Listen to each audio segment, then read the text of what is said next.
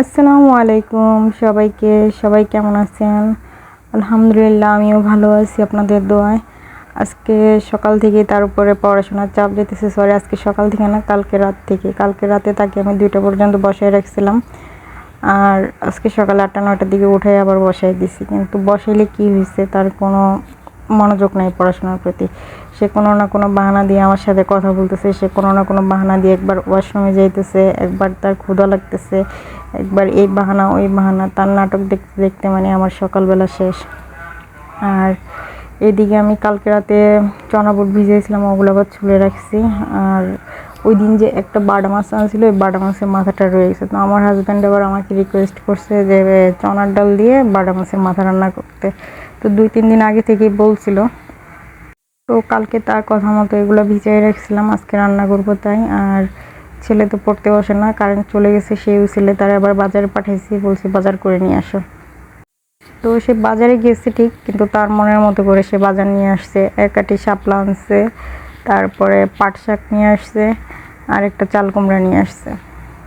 এখন আবার তার ক্ষুধা লাগছে, তাই সকালে চা গরম করে পরোটা দিয়ে খাচ্ছে। তাও পড়তে বসতেছে না, তাও আমার সাইডে এসে আমাকে কাজকর্ম হেল্প করতেছে, আমাকে তরকারি গরম করে দিতেছে, আমার সাথে কথা বলতেছে, আমার সব কিছু আগায় দিতেছে।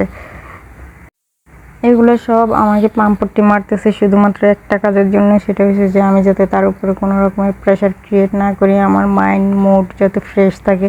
সে আমাকে হাসানোর চেষ্টা করতেছে, আমার সাথে বিভিন্ন কাজে হেল্প করতেছে। এই মুহূর্তে মানে ওর পড়াশোনার মুহূর্তে আমি ওকে যা বলবো তাই। এখন এমনকি আজকে আমার পাও টিপে দিচ্ছে, মানে টাইম পাস করার জন্য।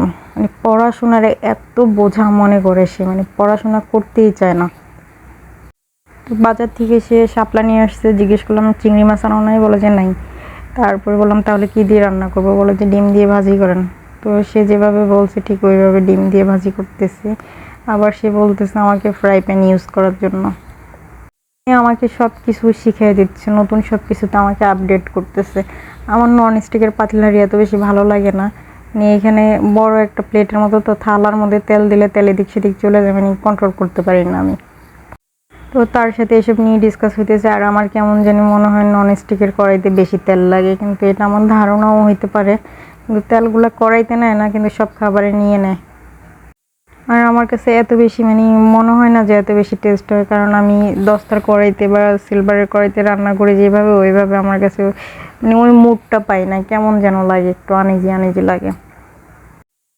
আর এইদিকে আমি আবার পাট শাক ভাজি করতেছি, কারণ তারা বাপ ছেলে একই রকম। বাপকেও যদি একটা আনতে বলি 2টা নিয়ে আসবে, আমার কাজ বাড়াবে। আর তাকেও বাজারে পাঠাইছি, সেও সেম, শাপলাও আনছে পাট শাকও আনছে, তো দোনোটাই ভাজি করতে হইতেছে। আর আজকে আমি সবগুলো একই কড়াইতে রান্না করতেছি, কারণ ননস্টিকের কড়াই 2টা ভাজি করছি, দোনোটাই অল্প অল্প ছিল, বাটিতে বাইরে ফেলছি। আর এটাতে এখন মাছের মাথাগুলো ভাইজা নিব। এই মাছের মাথাগুলোর মতো যদি আমার জামাইয়ের মাথাটারও আমি এরকম করে ভাজতে পারতাম, উফ কি টেস্ট হইতো।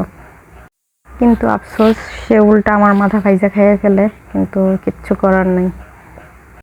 এই যে একটা ডিশের জন্য কত পরিশ্রম করতেছি, কালকে রাত থেকে চনা ভিজিয়ে রাখছি, তারপরে একটা একটা করে ফুটে ডাল বানাইছি, আবার পানিতে ভিজিয়ে রাখছি, আবার সকাল থেকে এগুলোর পিছনে লাগিয়ে আসছি।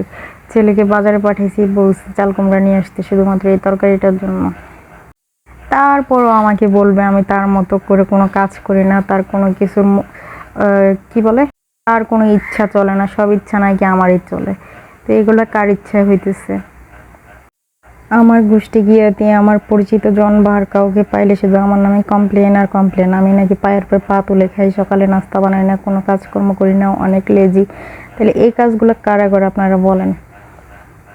তবুও তার সাথে আমি পারি না, তার চালাকির সাথেও পারি না, তার কথার সাথেও পারি না। সবসময় সেই জিতে যায়, আর আমি সবসময় আমি বোকা হয়ে যাই।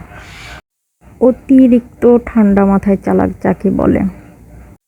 যাই হোক, এর নামই সংসার, ভালো মন্দ মিলেই সংসার। এদিকে আমার রান্না বান্নাও শেষ হয়ে যাচ্ছে। আপনারা সবাই ভালো থাকবেন আর আমার জন্য বেশি বেশি দোয়া করবেন।